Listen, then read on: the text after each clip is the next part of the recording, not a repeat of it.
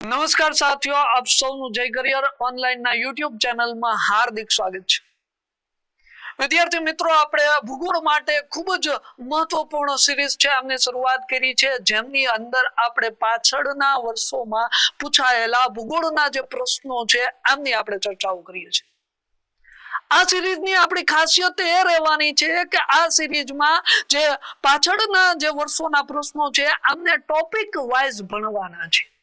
અને ઓલરેડી આપણો એક એપિસોડ છે એ યુટ્યુબમાં ચડાવી દીધેલો છે. પહેલા તમારે એ જોવાનો છે, ત્યારબાદ જ તમારે આ લેક્ચર જોવાનો થશે. તો ગયા લેક્ચરની અંદર જે આપણો ટોપિક હતો ને, આનું નામ હતું ભારત છે આમની સ્થાન, સીમા અને વિસ્તાર. અને આજના લેક્ચરમાં આપણે આ જે મુદ્દો છે આમને આગળ વધારવાનો છે અને નવા ટોપિક ઉપર જવાનું છે. આજનો આપણો ટોપિક અક્ષાંશ, રેખાંશ અને કટિબંધ.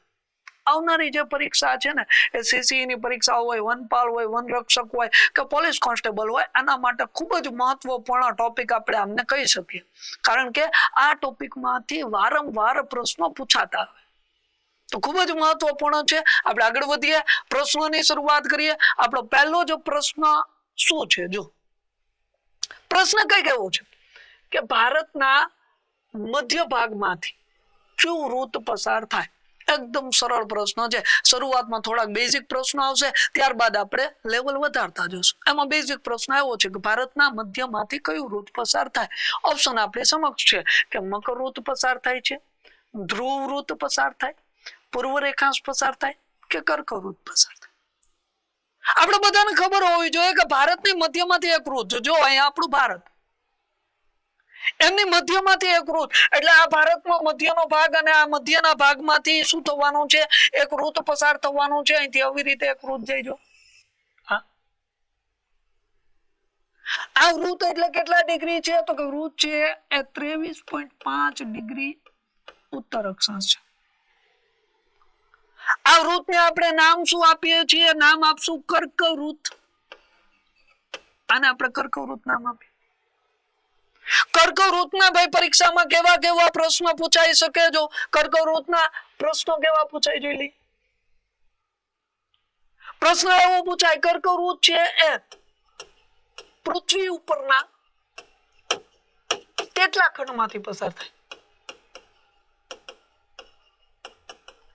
પ્રશ્ન એવો પૂછે કે વિશ્વના કેટલા દેશમાંથી પસાર થાય? એવો પ્રશ્ન પૂછાય કે ભારતના કેટલા રાજ્યોમાંથી પસાર થાય? એવો પ્રશ્ન પૂછાય કે ગુજરાતના કેટલા જિલ્લામાંથી પસાર થાય? જો આમાંથી અમુક હું તમને કહું, અમુક તમારે પણ ગોતવાનું. નકરું હું જ બધું નહીં ભણાવી, થોડું ઘણું તમારે પણ ભણવું પડે. જિલ્લા કહું, જો જિલ્લા કેટલા? 6. અપવાદરૂપ કિસ્સામાં સુરેન્દ્રનગરની ગણતરી કરીએ તો 7, પણ નહીં કરવાની, 6 રાખશું.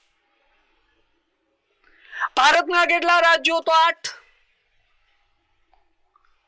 વિશ્વના કેટલા દેશ? આ તમારે કમેન્ટ કરવાનું છે, કેટલા દેશમાંથી પસાર થાય. પૃથ્વી ઉપરના ખંડ કેટલા? 3 ખંડમાં એક દ્વીપીય દેશો ધરાવતો ખંડ પણ છે એશિયા. એશિયાના 2 દ્વીપીય દેશોમાંથી કર્કવૃત પસાર થાય, એટલે એશિયા ખંડની પણ ગણતરી કરી. તો જો આ કર્કવૃત, અને આમાં આપણો જવાબ શું આવે? મધ્યના ભાગમાંથી કયું રૂટ આવશે? કર્કવૃત. આપણો જવાબ શું રહેવાનો છે? ડી. ઓપ્શન ડી છે આપણો જવાબ. નેક્સ્ટ પ્રશ્ન પર જઈએ. જો પ્રશ્ન શું છે કે સૂર્યના સીધા કિરણો વિષુવવૃત્તની બંને બાજુએ, એટલે કે કર્કવૃત્ત અને મકરવૃત્ત વચ્ચે શા માટે પડે છે? બંને બાજુ કર્કવૃત્ત અને મકરવૃત્તની વચ્ચે શા માટે પડે એ કહેવાનું છે. જો શું કીધું? ઓપ્શન એ, પૃથ્વી 66.5 ડિગ્રીના કોણે નમેલ છે એટલા માટે પડે. પૃથ્વી 23.5 ડિગ્રીના ખૂણે નમેલ છે એટલા માટે. પૃથ્વી 90.5 ડિગ્રીના કોણે નમેલ છે એટલે, કે પૃથ્વી 45.5 ડિગ્રીના કોણે નમેલ છે એટલે પડે. અહીં વાત એ આવી કે પૃથ્વી નમેલી છે ને, એટલા માટે વિસ્તારમાં સૂર્યના કિરણો સીધા પડે, પણ આપણે એ ખબર હોવી જોઈએ કે કેટલી નમેલી છે. જો પૃથ્વી સીધી નથી, જો સીધી હોત તો કેવું હોત, માની લો કે આ એક કોણ સીધી હોત ને તો અહીંયા પૃથ્વી હોત, આ પૃથ્વીની ધરી છે, આ એની ધરી, હા, અને આવી રીતે સીધી સીધી હોત ને તો અક્ષ સાથેનો જે કોણ છે ને, આ અક્ષ છે એમનો, અક્ષ સાથેનો કોણ છે ને કેટલા ડિગ્રીનો હોત? 90 ડિગ્રીનો કોણ હોત, અક્ષ સાથે 90 ડિગ્રી.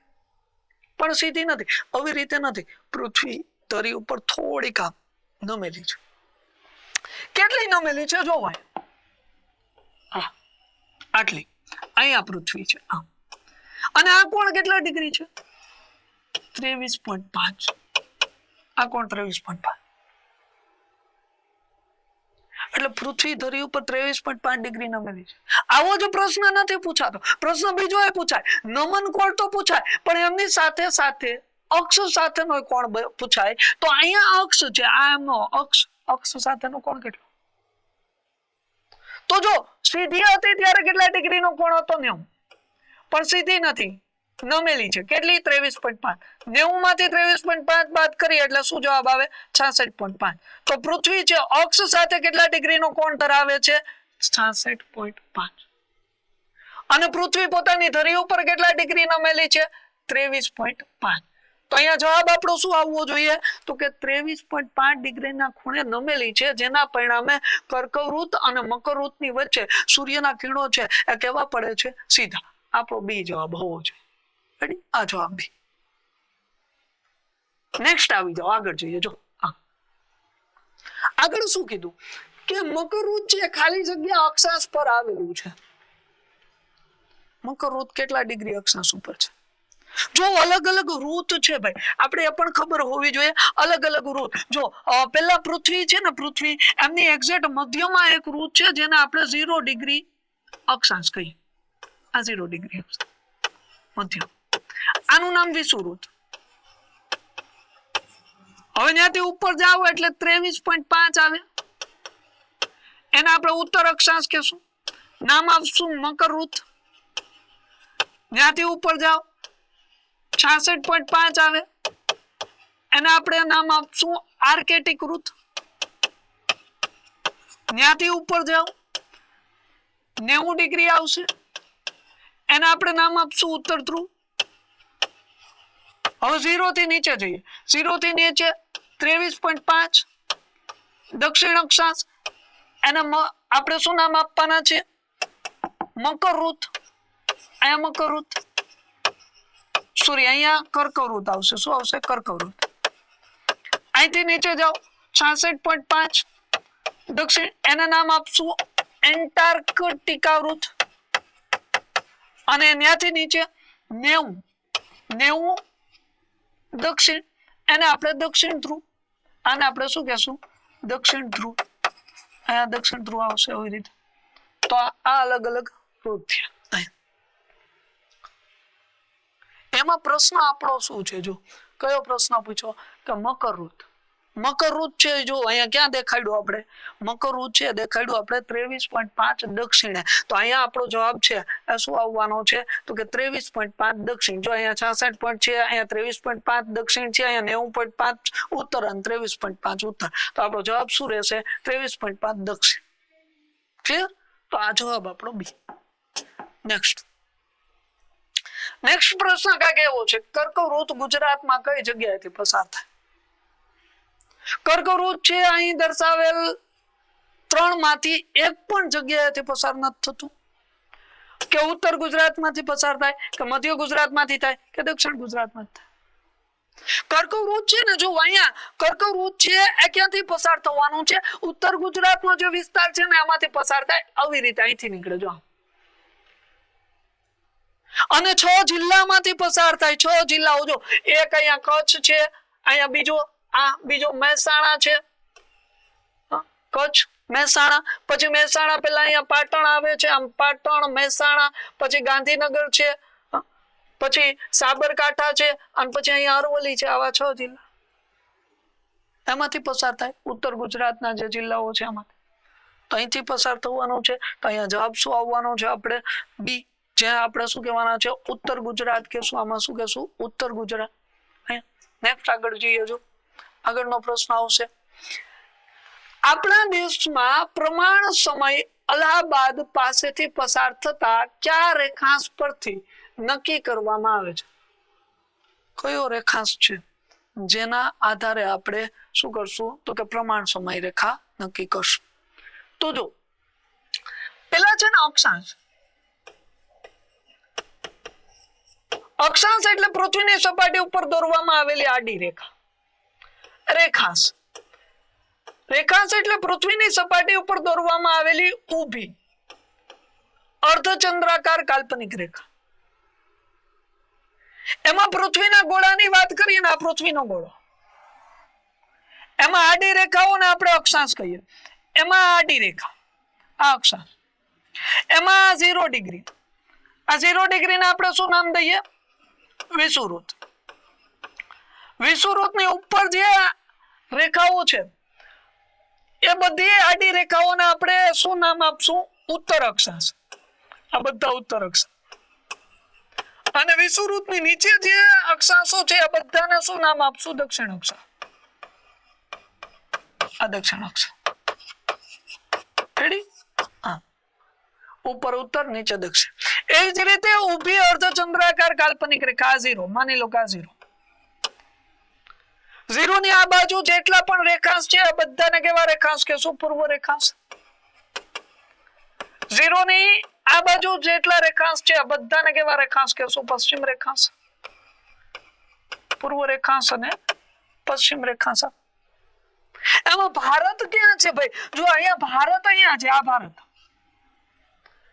ભારત કયા ગોળાર્ધમાં છે? જો આ 0 ની ઉપરનો જે વિસ્તાર છે ને એને આપણે કહીએ ઉત્તર ગોળાર્ધ, અને આપણે શું કહીએ? ઉત્તર ગોળાર્ધ, જે 0 ની ઉપર છે ને. અને નીચે છે અને આપણે શું કહેવાના છે? દક્ષિણ ગોળાર્ધ. આમાં ભારત ક્યાં છે? ઉત્તર ગોળાર્ધમાં. ભારત કઈ બાજુએ છે? પૂર્વ બાજુ. તો પૂર્વ બાજુએ કેવા રેખાંશ છે? પૂર્વ. એટલે આખા ભારતમાં જેટલા રેખાંશ હશે બધા રેખાંશ કેવા હશે? પૂર્વ રેખા. આખા ભારતમાં જેટલા અક્ષાંશ હશે બધા કેવા અક્ષાંશ હશે? ઉત્તર અક્ષાંશ. તો અહીંયા આપણો પ્રશ્ન શું છે કે ભાઈ કયા રેખાંશ ઉપરથી આપણી પ્રમાણ સમય રેખા બની? અક્ષાંશ ઉપરથી બની નહીં. સમય છે ને, સમય હંમેશાના માટે કોના ઉપરથી નક્કી થાય? રેખાંશ ઉપરથી. તમને એવો પ્રશ્ન પૂછાય કે અક્ષાંશની મદદથી શું નિર્ધારિત થાય? અક્ષાંશની મદદથી શું નિર્ધારિત થાય? અક્ષાંશની મદદથી શું થશે તો કે વાતાવરણ અને તાપમાન. જો નકરા અક્ષાંશ પૂછે, ફક્ત અક્ષાંશ, અક્ષાંશની મદદથી વાતાવરણ, તાપમાન. તમને એમ પૂછે રેખાંશની મદદથી શું નક્કી થાય? રેખાંશ. તો રેખાંશ છે એમની મદદથી સમય અને તારીખ. સમય અને તારીખ રેખાંશની મદદથી. અને તમને એવો પ્રશ્ન પૂછે કે ભાઈ અક્ષાંશ અને રેખાંશ બે લઈ લઈએ, અક્ષાંશ અને રેખાંશ બંને લઈએ તો બંનેની મદદથી શું નક્કી થાય? તો સ્થળ. આપણો ગૂગલ મેપ હાલે ને ભાઈ, કોની મદદથી હાલે? અક્ષાંશ રેખાંશની મદદથી હાલે. અક્ષાંશ આડા હોય ને રેખાંશ ઊભા હોય. આડી ને ઊભી લાઈન એકબીજાને ક્રોસ કરે ત્યાં કોઈને કોઈ સ્થળ હોય. એટલે ગૂગલ મેપ નેવિગેશન સિસ્ટમ કોની મદદથી હાલે? અક્ષાંશ રેખાંશની મદદથી ચાલે છે. તો અહીંયા સમયની વાત આવી. જો કેવી સમય? પ્રમાણ સમય. તો પ્રમાણ સમય, સમયની વાત આવી તો રેખાંશ જ હોય. તો આમાં રેખાંશ ગોતવાના છે. એમાં કેવો રેખાંશ? પૂર્વ રેખાંશ છે, ઉત્તર રેખાંશ છે, દક્ષિણ રેખાંશ છે. હવે મેં તમને અહીંયા કીધું જ કે રેખાંશ ખાલી બે જ પ્રકારના હોય. પશ્ચિમ રેખાંશ હોય ને કેવો હોય? પૂર્વ રેખાંશ. ક્યાંય ઉત્તર રેખાંશ ન હોય, આ તો આવે જ નહીં. ક્યાંય દક્ષિણ રેખાંશ ન હોય, આ તો આવે જ નહીં. અને અક્ષાંશ ને નાને કઈ લેવા દેવા જ નથી, તો આ ન આવે. જવાબ એક જ હોય, તો પૂર્વ રેખાંશ. શું આવે? પૂર્વ રેખાંશ. કદાચ ત્યાં પશ્ચિમ રેખાંશ આપ્યો હોત ને તોય ન આવે, કારણ કે ભારત ક્યાં છે? પૂર્વ બાજુ છે. ભારતમાંથી કેવા રેખાંશ પસાર થાય? પૂર્વ રેખાંશ જ થાય. તો જવાબ પૂર્વ રેખાંશ જ આવે. સમજાય છે? તો આવી રીતે હશે. ક્લિયર? ડન. આવો પ્રશ્ન પૂછાયેલો પરીક્ષા. નેક્સ્ટ આગળ જઈએ. હવે આગળના પ્રશ્નો તરફ વધીએ. અહીંયા જવાબ પૂર્વ રેખાંશ. આવો જો શૂન્ય અક્ષાંશ વૃત્તને શું કહેવાય? જો જાજી વાર ન થઈ એટલે જ મેં અહીંયા બધું દર્શાવ્યું હતું. શૂન્ય અક્ષાંશ, 0 ડિગ્રી અક્ષાંશ શું કહેવાય? વિષુવવૃત્ત. સીધો અને સિમ્પલ અને સરળ શું કહેવાશે? વિષુવવૃત્ત કહેવાય, કર્કવૃત્ત કહેવાય, ધ્રુવવૃત્ત કહેવાય, મકરવૃત્ત. તો આપણે ખબર જ છે વિષુવવૃત્ત કહેવાશે. અહીંયા જવાબ આવશે આપણું વિષુવવૃત્ત. ક્લિયર? નેક્સ્ટ આગળ જઈએ. પ્રશ્ન શું છે કે અક્ષાંશની સંખ્યા જણાવો ભાઈ, કેટલા અક્ષાંશ છે? અહીં તો અક્ષાંશની સંખ્યા પૂછી ભાઈ, પણ ત્યાં કઈક ફેરફાર કરી નવું પૂછાય. શું પૂછાય? જો એવું પૂછી શકાય કે ભાઈ અક્ષાંશની સંખ્યા કેટલી? અહીંયા પ્રશ્ન છે અક્ષાંશ વૃત્તની સંખ્યા કેટલી? અક્ષાંશ વૃત્ત પછી વર્તુળાકાર અક્ષાંશની સંખ્યા કેટલી? પછી બિંદુવત અક્ષાંશની સંખ્યા કેટલી? આવું પૂછાય ભાઈ. તો જો તમને હું કહી દઉં, પૃથ્વી રેડી, મધ્યમાં એક વૃત્ત 0 ડિગ્રી જેને આપણે નામ આપ્યું હતું વિષુવવૃત્ત.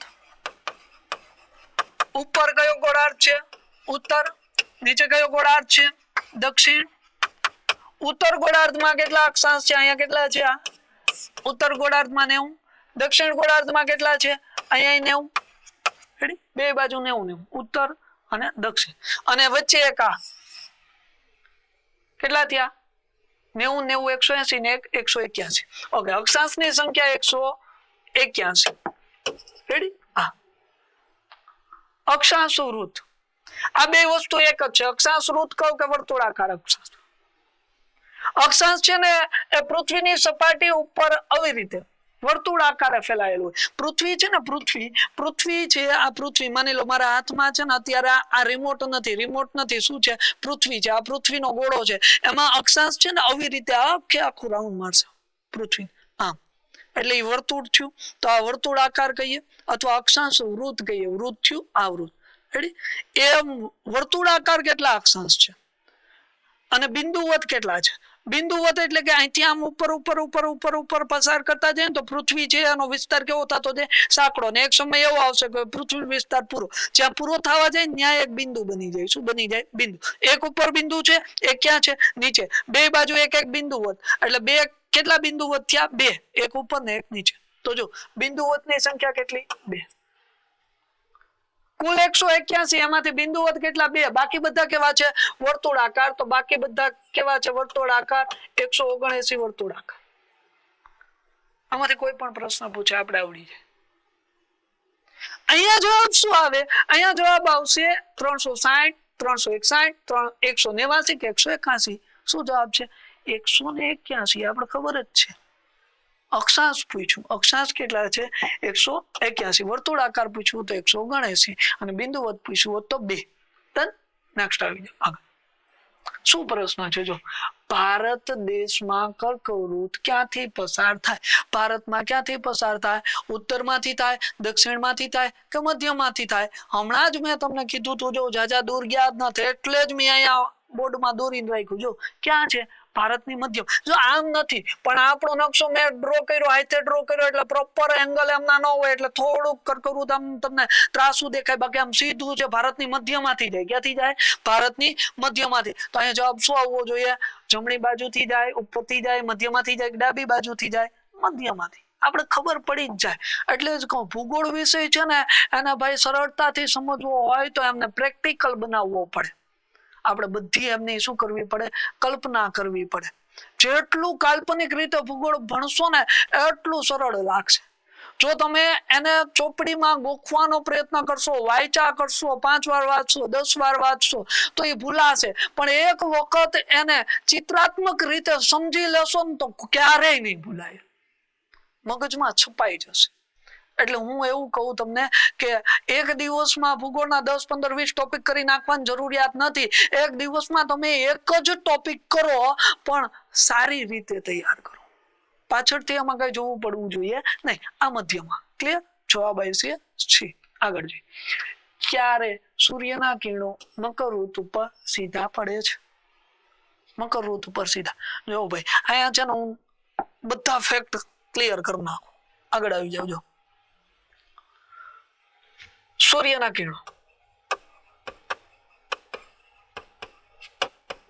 રેડી 4 દિવસ 4 તારીખ અને 4 ફેરફાર. આ 1 આ 2 આ 3 આ 4. જે મારી આગળ ભણ્યા હોય એને ખબર હોય. મેં તમને આખો એક કોન્સેપ્ટ સમજાવ્યો હતો. કોન્સેપ્ટ ના આધારે તમને ખબર પડી જતી હતી કઈ તારીખે શું થાય. દિવસ મોટો હોય, ટૂંકો હોય, લાંબો હોય, ટૂંકો હોય, સમાન હોય, શું હોય એ બધું ખબર પડી જતી. પણ અહીંયા આપણે એવી બધી ચર્ચા નથી કરવી, પણ શોર્ટમાં સમજાવી દઉં તમને કેવી રીતે બનશે. સૂર્યના કિરણોમાં 4 સ્થિતિ થઈ. અહીંયા સૂર્યનું કિરણ છે ને વિષુવવૃત્ત ઉપર. અહીંયા વિષુવવૃત્ત ઉપર આવશે. વિષુવવૃત્ત ઉપરથી ક્યાં જશે? તો કે અહીંયા કર્કવૃત્ત ઉપર. ત્યાંથી પાછું આવશે વિષુવવૃત્ત ઉપર. ત્યાંથી પાછું જશે મકરવૃત્ત ઉપર. કયું આવશે? મકરવૃત્ત. આમ 4 સ્થિતિ. વિષુવવૃત્ત, કર્કવૃત્ત, વિષુવવૃત્ત, મકરવૃત્ત. પાછું વિષુવવૃત્ત, કર્કવૃત્ત, વિષુવવૃત્ત, મકરવૃત્ત. એમ હાલ્યું જ જાય. આ 12 મહિનાનું સાયકલ હોય. કેટલા મહિનાનું? 12 મહિનાને મેં કેટલા ભાગમાં ડિવાઈડ કર્યા? 4. કેટલા ભાગમાં ડિવાઈડ કર્યા? 4. 4 મહિનાના ગેપ પડ્યા. એમાં પહેલો મહિનો કયો? તમે બધા કહેશો જાન્યુઆરી, પણ હું કઈ માર્ચ. કયો? માર્ચ. આપણે ખબર ને નાણાકીય વર્ષ માર્ચ થી માર્ચ હોય. માર્ચ. હવે જો ક્યાં શું ફેરફાર થવાનો છે ને, અહીંયા હું માર્ચ લઈ લઉં. આ માર્ચ. જો માર્ચ થી પૃથ્વી ફરવાની શરૂ કરે તો આખે આખું ફરે એટલે માર્ચ આવે. આ કેટલા મહિનાનું સાયકલ થયું? 12. જો અડધે આવે અહીંયા સુધી આવે તો કેટલા મહિનાનું સાયકલ થયું? 6. ત્યાંથી અડધે આવે અહીંયા સુધી આવે તો કેટલા મહિનાનું સાયકલ થયું? 3. 3 મહિને ગોઠવી દો. માર્ચ થી 3 જાઓ. માર્ચ થી એપ્રિલ, એપ્રિલ થી મે, મે થી જૂન. અહીંયા કયો હશે? આ જૂન. જૂન થી 3 જાઓ. જુલાઈ, ઓગસ્ટ, સપ્ટેમ્બર. અહીંયા કયો હશે? સપ્ટેમ્બર. સપ્ટેમ્બર થી 3 જાઓ. October, November, December. અહીંયા કયો હશે? ડિસેમ્બર. ડિસેમ્બર થી 3 જાઓ. જાન્યુઆરી, ફેબ્રુઆરી, માર્ચ. પાછા આવી ગયા માર્ચ. મહિના મળી ગયા. તારીખ આપી દો. 21, 22, 23. રેડી? 21, 21, 22, 23. આ તારીખ. શું ફેરફાર થાય વિચારો. 21 માર્ચ સૂર્યનું કિરણ જો ક્યાં છે? વિષુવવૃત્ત. વિષુવવૃત્ત મધ્યમાં છે. મધ્યમાં સૂર્યનું કિરણ સીધું પડે. બે બાજુનો વિસ્તાર કેવો? સમાન. તો અહીંયા દિવસ રાત કેવા? દિવસ રાત સમાન. હાલો ડન. 21 માર્ચના દિવસે પૃથ્વી ઉપર દિવસ રાતની લંબાઈ સમાન હોય. પછી જો અહીંયા સૂર્યનું કિરણ ક્યાં સીધું પડ્યું? કર્કવૃત્ત. કર્કવૃત્ત કયા ગોળાર્ધમાં છે? ઉત્તર ગોળાર્ધમાં. તો ઉત્તર ગોળાર્ધમાં સૂર્યના કિરણો સીધા પડ્યા. જો સૂર્યના કિરણો ઉત્તર ગોળાર્ધમાં સીધા પડ્યા તો ઉત્તર ગોળાર્ધ છે આનો દિવસ કેવો છે? લાંબો. દિવસ લાંબો હોય તો રાત કેવી હોય? ટૂંકી. જો આ ઉત્તર ગોળાર્ધનું હોય તો દક્ષિણ ગોળાર્ધમાં શું હોય? દિવસ ટૂંકો. અને રાત કેવી હોય? તો કે રાત લાંબી. આવું હોય. આ કરો. સિમ્પલ વસ્તુ છે. કોઈ પણ પ્રકારનું લોજિક અહીંયા મારવાનું થતું નથી. અહીંયા વિષુવવૃત્ત. વિષુવવૃત્ત થી બે ગોળાર્ધનો વિસ્તાર કેવો છે? સમાન. તો બંને ગોળાર્ધમાં દિવસ રાત કેવા હોય? દિવસ રાત સમાન. સિમ્પલ વસ્તુ. અહીંયા આવી જાઓ. ક્યાં આવી ગયા? મકરવૃત્ત. મકરવૃત્ત કયા ગોળાર્ધમાં? ઉત્તર કે દક્ષિણ? તમે કહેશો દક્ષિણ. તો સૂર્યના કિરણો ક્યાં હોય? દક્ષિણ ગોળાર્ધમાં. તો ત્યાં દિવસ કેવો હોય? દક્ષિણ ગોળાર્ધ ભાઈ. દિવસ કેવો હોય? દિવસ લાંબો. જો દિવસ લાંબો હોય તો રાત કેવી હોય? ટૂંકી. આ ઉત્તર ગોળાર્ધમાં છે, સોરી દક્ષિણ ગોળાર્ધમાં છે, તો ઉત્તર ગોળાર્ધમાં આનું વિરુદ્ધ. દિવસ કેવો? ટૂંકો. રાત કેવી? લાંબી. સિમ્પલ. પૂરું. આ ફેરફાર. તારીખ ગમે એવો પ્રશ્ન પૂછી લે ને, તારીખમાં જેટલા આટિયું મારવ્યું એટલું ભલે માર લે, આપણે આવડી જાય. યાદ કઈ નથી રાખવાનું. યાદ એ જ રાખવાનું છે કયા સમયે સૂર્યના કિરણો કયા ઋતુ ઉપર પડે. ઋતુના આધારે નક્કી કરવાનું છે દિવસ લાંબો ટૂંકો.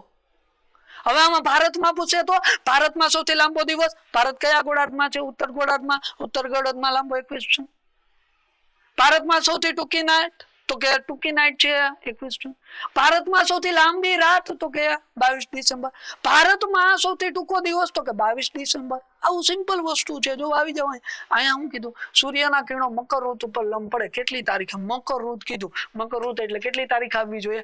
22 ડિસેમ્બર. કર્ક ઋત કીધું તો 21 જૂન. વિષુ ઋત કીધું તો 21 માર્ચ અને 23 સપ્ટેમ્બર. ડન. આ બધાના જવાબ મેં એકારે આપી દીધા. અહીંયા 22 ડિસેમ્બર આવશે. આમાંથી કંઈ પણ પૂછે આપણે આવડી જાય. નેક્સ્ટ આગળ જઈએ. ભારતના મધ્યમાંથી પસાર થતી કર્કવૃત રેખા કુલ કેટલા રાજ્યોમાંથી પસાર થાય? હમણાં જ થોડી વાર પહેલાની જ વાત છે. એક જ મુદ્દા ઉપર આપણે ચર્ચા કરી ગયા હતા. એ મુદ્દો હતો રાજ્યો. કેટલા રાજ્યોમાંથી પસાર થાય? જો ભારતના કેટલા રાજ્યો? 8.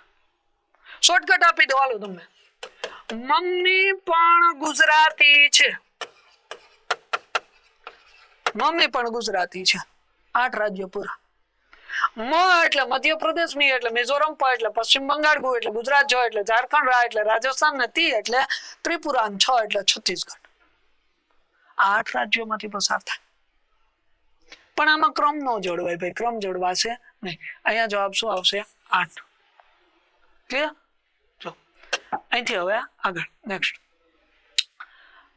નાનકડી એવી જાહેરાત તમારા માટે. ગયા લેક્ચરમાં મેં તમને કંઈક એવું કીધું હતું કે ભાઈ પોલીસ કોન્સ્ટેબલ છે એમના મોડલ પેપર 20 મોડલ પેપર તમને 149 રૂપિયા મળશે.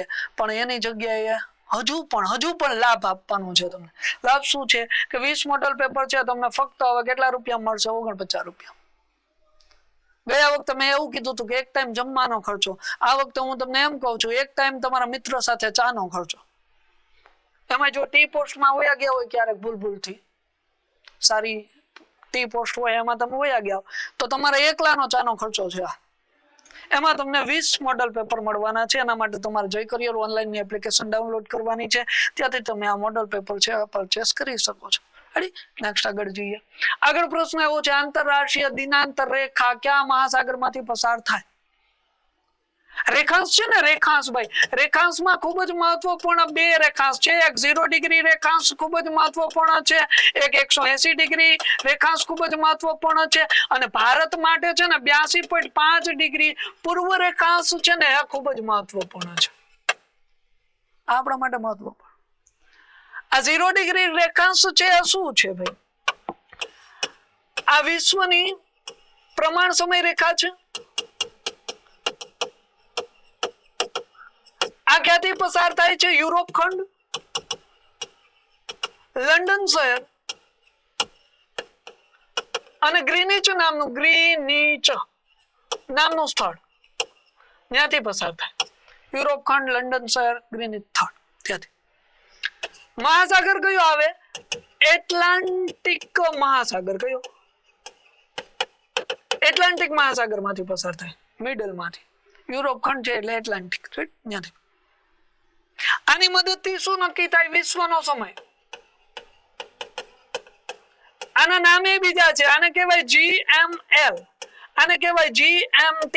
GML એટલે ગ્રીનિચ મીન લાઈન અને GMT ગ્રીનિચ મીન ટાઈમ અથવા ગ્રીનિચ મેરિડિયન ટાઈમ અથવા ગ્રીનિચ મેરિડિયન લાઈન. આવું કહી શકીએ.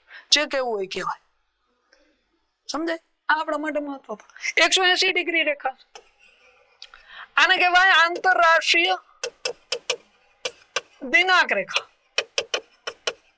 આંતરરાષ્ટ્રીય દિનાંક રેખા છે. આ રેખા છે કયા મહાસાગરમાંથી પસાર થાય? પ્રશાંત. પ્રશાંત કહેવાય, પેસિફિક મહાસાગર કહેવાય. જે કેવું હોય બે નામ છે, પ્રશાંત અથવા પેસિફિક. એમાંથી પસાર થાય. વિશ્વની તારીખ નક્કી થાય. આની મદદથી વિશ્વની તારીખ નિર્ધારિત થશે. સૌપ્રથમ તારીખ છે કિરીબાટી નામનું સ્થળ, ત્યાં બદલાય વિશ્વમાં. આ 82.5. આ ભારતની પ્રમાણ સમય રેખા છે. શેની? ભારતની પ્રમાણ સમય રેખા.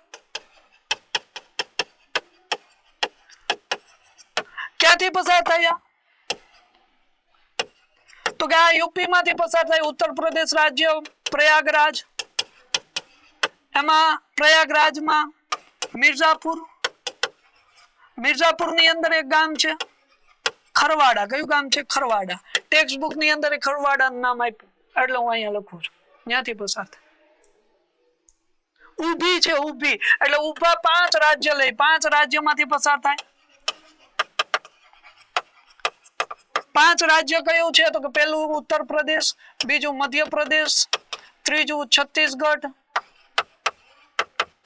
ચોથું ઓડિશા અને પાંચમું આંધ્રપ્રદેશ.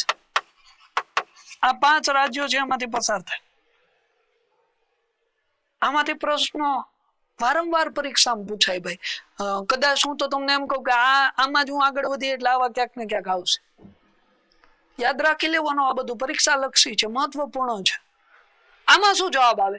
આંતરરાષ્ટ્રીય દિનાંતર રેખા કયા મહાસાગર માંથી પસાર થાય? તો જો અહીંયા 180 કયો મહાસાગર છે? પ્રશાંત અથવા પેસિફિક. તો અહીં તો બે આપ્યા, પ્રશાંત આપ્યો ને પેસિફિક. તો જવાબ બે આવવા જોઈએ, પ્રશાંત ને પેસિફિક.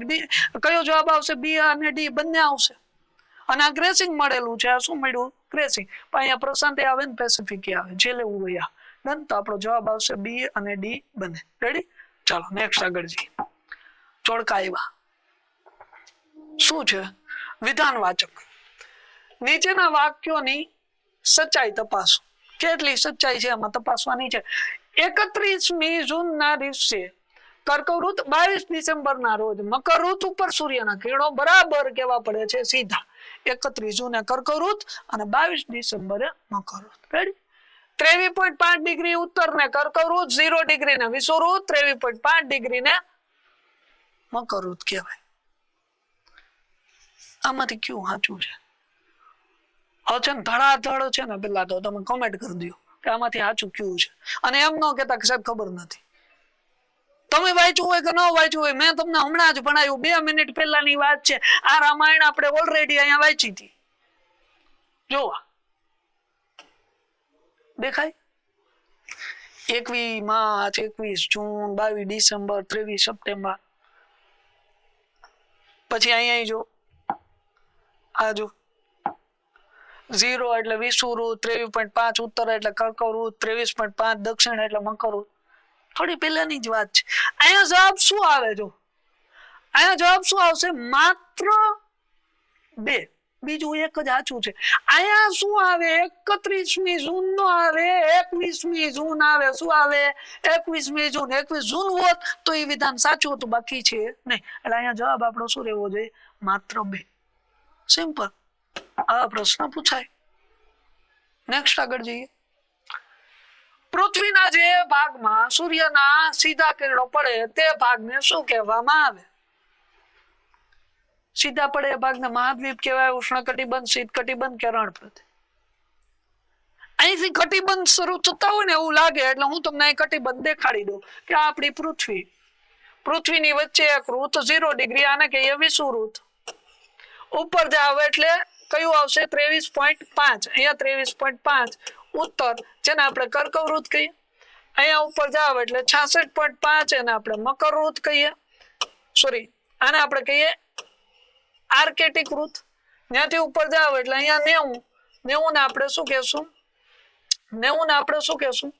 ઉત્તર ધ્રુવ. હા, રેડી? 23.5, 66.5 ને 90.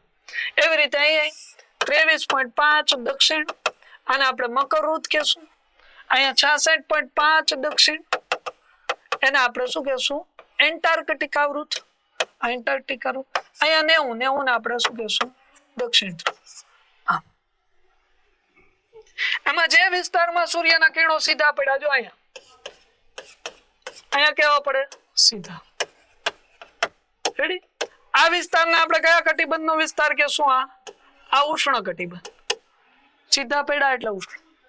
જે વિસ્તારમાં ત્રાસા પડ્યા, જો અહીંયા આમ ત્રાસા, અહીંયા જાય ને અહીંયા જાય, ઉપર ત્રાસા જતા હોય નીચે જાય. આ વિસ્તાર. આ કયો છે? સમશીતોષ્ણ. કયો? અહીંયા સમશીતોષ્ણ. અહીંયા કયો આવશે? સમશીતોષ્ણ.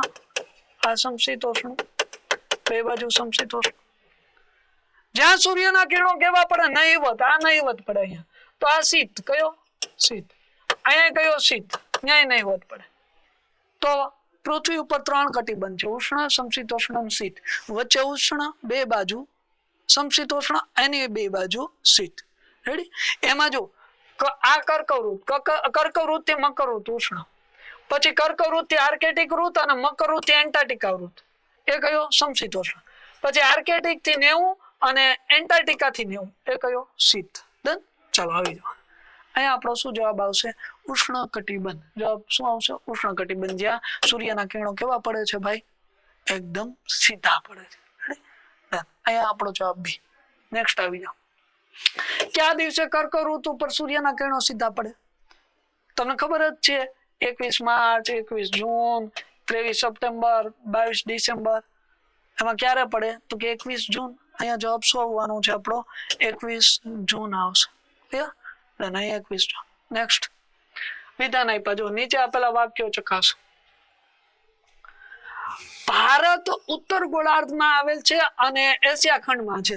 મેં પહેલા જ કીધું હતું, ભારત ઉત્તર ગોળાર્ધમાં છે, પૂર્વ બાજુએ છે, હિન્દ મહાસાગરના કિનારે છે. અને કયા ખંડમાં છે? એશિયા ખંડમાં. એશિયા ખંડમાં ક્યાં છે? દક્ષિણ બાજુએ. એ ગયા લેક્ચરમાં મેં તમને સ્થાન દેખાડ્યું હતું. એ તો અહીંયા શું આવશે? આ એકદમ સાચું છે, જરાય ખોટું નથી. ભારતના મધ્યના ભાગમાંથી કર્કવૃત પસાર થાય ક્યારના આપણે સમજીએ. સાચું. ભારતની સમય રેખા 5 રાજ્યોમાંથી પસાર થાય. મેં થોડી વાર પહેલા જ કીધું હતું. આવું સાચું. આવ્યું. ભારત છે વિશ્વના ભૂમિ ભાગનો ક્ષેત્રફળનો કેવળ 2.42% હિસ્સો ધરાવે છે. ગયા લેક્ચરમાં મેં તમને કીધું હતું ક્ષેત્રફળની દ્રષ્ટિએ 7મું સ્થાન ધરાવે. સાચું. ભારતની સ્થાન સીમા વિસ્તાર, ગયા જે લેક્ચર હતો ને, જે પીવાયક્યુ વાળો, એમાં મેં તમને આ વસ્તુ સમજાવી હતી કે વિશ્વનું 2.42% વિસ્તાર ભારત ધરાવે, વિશ્વની 17.22% વસ્તી પણ ભારત ધરાવે. આવું મેં કીધું. અહીંયા મને બધા સાચા લાગે. કયા બધા? તો જો અહીંયા માત્ર 1 2 4 સાચા, 2 3 4 સાચા, 1 2 3 સાચા કે 1 2 3 અને 4 તમામ સાચા. જવાબ શું આવશે આપણો? સી. 3 એ સાચા. બધા જેટલા વિધાન છે બધા સાચા છે. ક્લિયર? ડન. નેક્સ્ટ પાછું જોયું વિધાન વાંચો, વાક્યને ચકાસો. પૃથ્વીના ગોળા પર ઊભી કાલ્પનિક રેખાને અક્ષાંશ કહેવાય. અક્ષાંશ ઊભી, જો મેં થોડી વાર પહેલા સમજાવ્યું, ઊભી હોય તો અક્ષાંશ નહીં. શું કહેવાય? રેખાંશ. ખોટું છે. અક્ષાંશ વૃત્તની સંખ્યા 360. 360 અક્ષાંશની નથી, રેખાંશની છે. એ ખોટું છે. ન્યાય. પૃથ્વીના ગોળા પર આડી કાલ્પનિક રેખાને રેખાંશ કહેવાય. ખોટું. આડી કાલ્પનિક રેખા રેખાંશ થોડી છે, અક્ષાંશ છે. થોડી વાર પહેલા જ વાત. કુલ સંખ્યા 181. એની કુલ સંખ્યા, રેખાંશની કુલ સંખ્યા 181 નથી, એની 360. બધું ઉથમું કરી દીધું. જો આમાં 2 માંથી એક સાચા નથી. આમાં જવાબ શું આવે? જો 1 અને 2 બંને સાચા નથી. જવાબ એ. ક્યારેક છે ને નને જવાબ આવતો હોય, એવું નહીં વિચારવાનું કે આમાં હાવ જવાબ જ ના હોય, એવું થોડું હોય સાહેબ. ક્યારેક નને આવે અને કરવાનું, ટીક કરવાનું. બાકી આપણે એવું વિચારીએ નન તો નહીં જ કરવાનું ભાઈ. આ નન થોડું હોય, કઈક તો હાજુ હોય ને આમાં. એવું ના હોય, ક્યારેક નહીં હોય. એમાં નથી. જો આ પૂછાયેલ પ્રશ્ન જે આપણો બનાવેલ તો નથી. ડન. નેક્સ્ટ આવી જાઓ. વર્ષમાં સૌથી લાંબો અને સૌથી ટૂંકો દિવસ ક્યારે હોય? ભારતનું કીધું. ભારતમાં સૌથી લાંબો તો 21 જૂન. ભારતમાં સૌથી ટૂંકો તો કે 22 ડિસેમ્બર. સિમ્પલ. મેં તમને સમજાવ્યું. તો જો 21 જૂન ને 22 ડિસેમ્બર બી જવાબ આવવું જોઈએ. સીધી જ વાત છે. જવાબ આવશે બી. ક્લિયર? નેક્સ્ટ આગળ જઈએ. શું કીધું? બંને અક્ષાંશ વૃત્ત વચ્ચે સામાન્ય અંતર કેટલું હોય? 2 અક્ષાંશ વૃત્ત વચ્ચે સામાન્ય કેટલું અંતર હોય? 2 અક્ષાંશ. 2 અક્ષાંશ, જો અક્ષાંશ એકબીજાને સમાંતર છે, 2 અક્ષાંશ વચ્ચેનું અંતર કેટલું છે? 111 કિલોમીટર. કેટલું છે? 111. 2 અક્ષાંશ.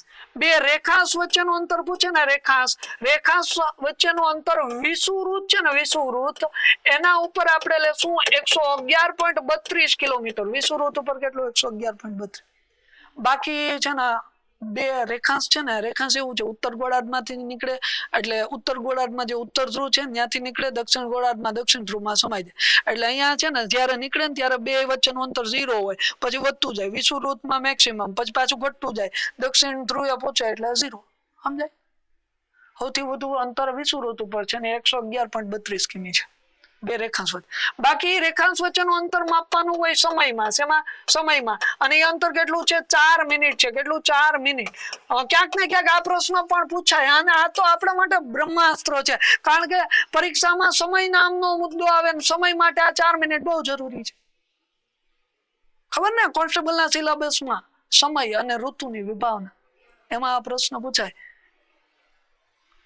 તો અહીંયા શું જવાબ આવવો જોઈએ? 111. રેડી? અહીંયા આપણો જવાબ 111 કિલોમીટર છે. નેક્સ્ટ આવી ગયા. આગળનો પ્રશ્ન જો, કોને આંતરરાષ્ટ્રીય દિનાંતર રેખા, આંતરરાષ્ટ્રીય દિનાંક રેખા જેની મદદથી વિશ્વની તારીખ નક્કી થાય. હમણાં જ વાત કરી હતી, 0 ની મદદથી નક્કી થાય, 180 ની મદદથી નક્કી થાય કે ભાઈ અહીંયા 82.5 ની મદદથી નક્કી થશે. 82.5 કોની મદદથી? અહીંયા ઓપ્શન છે 60 ની મદદથી નક્કી થાય, 120, 180 કે 45. ક્યાં આવશે? મેં તમને ભણાવ્યા હતા 3 એમાં શું આવે? 180 ડિગ્રી રેખા. જવાબ આવશે આપણો સી, 180 આંતરરાષ્ટ્રીય દિનાંક રેખા. નેક્સ્ટ આવી જાવ. જો તમે કોઈ પણ એક સબ્જેક્ટ ની તૈયારી કરવા માંગતા હોય, માની લો કે તમારો કોઈ એક વિષય નબળો છે, એને તમે પ્રબળ બનાવવા માંગતા હોય, તો આપણી જોઈ કરિયર ઓનલાઈન ની એપ્લિકેશન ની અંદર વિષય વાઇઝ કોર્સ પણ અવેલેબલ છે. એની ફી માત્ર 99 રૂપિયા છે. કોઈ પણ વિષયનો તમે કોર્સ લઈ શકો અને એની વેલિડિટી 3 મહિનાની રહેશે. આના માટે જોઈ કરિયર ઓનલાઈન ની એપ્લિકેશન તમારે ઇન્સ્ટોલ કરવાની થશે. નેક્સ્ટ આવી જાઓ. નીચે પૈકી કયા રાજ્યોમાંથી કર્કવૃત પસાર થતું નથી? 8 રાજ્યો. જો 8 રાજ્યો માટે મેં શોર્ટકટ આપી. મમ્મી પણ ગુજરાતી છે.